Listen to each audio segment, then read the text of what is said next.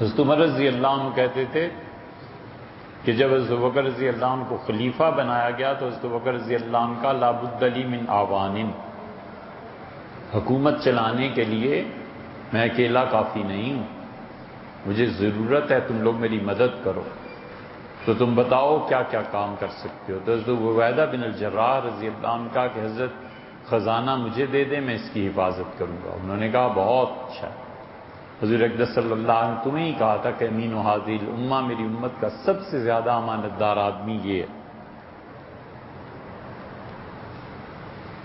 سیدنا عمر رضی اللہ عنہ کہتے تھے میں نے درخواست کی کہ مجھے مدینہ منورہ کا قاضی بنا دے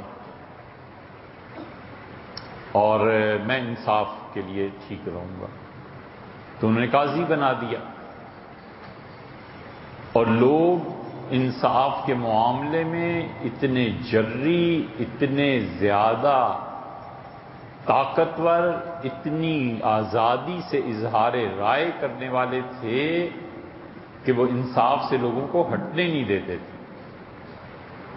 سیدنا عمر رضی اللہ عنہ قاضی تھے، لیکن اپنا بیٹا عاصم انہیں بہت اچھا لگتا تھا۔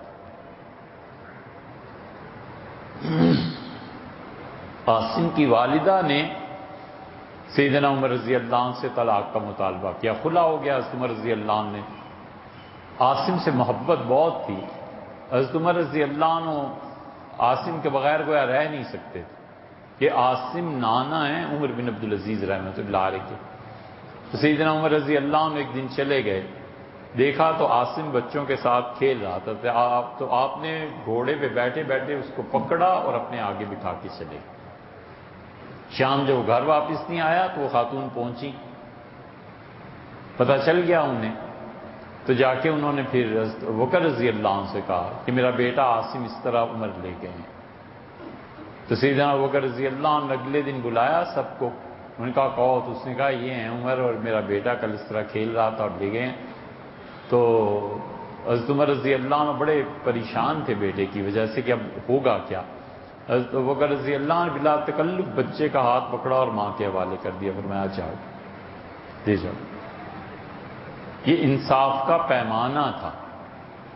سیدنا عمر رضی اللہ عنہ کہتے ہیں 1 سال تک کوئی مقدمہ ہی مدینہ منورہ میں نہیں آیا، لوگ اتنے اچھے تھے، نہ کوئی جھگڑا، نہ کوئی الزام، نہ کوئی چیز۔ 1 سال کے بعد ایک آدمی آیا اور اس بکر رضی اللہ عنہ کے کان میں کچھ کہا، آپ نے فرمایا چلے جاؤ نہ کرو۔ پھر اس نے اصرار کیا تو فرمایا یہ قاضی ہیں، میں قاضی نہیں ہوں۔ جب اگلے دن وہ آئے قضاء کے محکمے میں تو میں بیٹھا ہوا تھا، سیدنا عمر رضی اللہ عنہ سے کہا کہ میری بیٹی اور میرا غلام۔ سیدنا عمر رضی اللہ عنہ نے تحقیق کی، بات صحیح نکلی، جو سزا تھی وہ انہوں نے دی، لیکن سزا سناتے ہوئے حضرت عمر رضی اللہ عنہ اس کو بلایا اور فرمایا بئس ابو انت، تیرے جیسا خراب، بد کردار، بد اخلاق آدمی میں نے آج تک نہیں دیکھا۔ اتنے برے باپ ہو کہ بیٹی کے ایک گناہ پہ پردہ نہیں ڈال سکے۔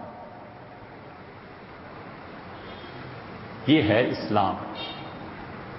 ظاہر ہے اب قانون کے مطابق حد تو جاری کرنی تھی، لیکن جو انہوں نے کھری کھری سنائی وہ یہی تھی کہ انسان کے اخلاقیات اتنے گر جائیں کہ وہ اتنی بڑی تہمتیں، تو وقت نہیں تو ہم تو گھنٹوں آپ کو بتاتے یہ کتنا بڑا گناہ ہے۔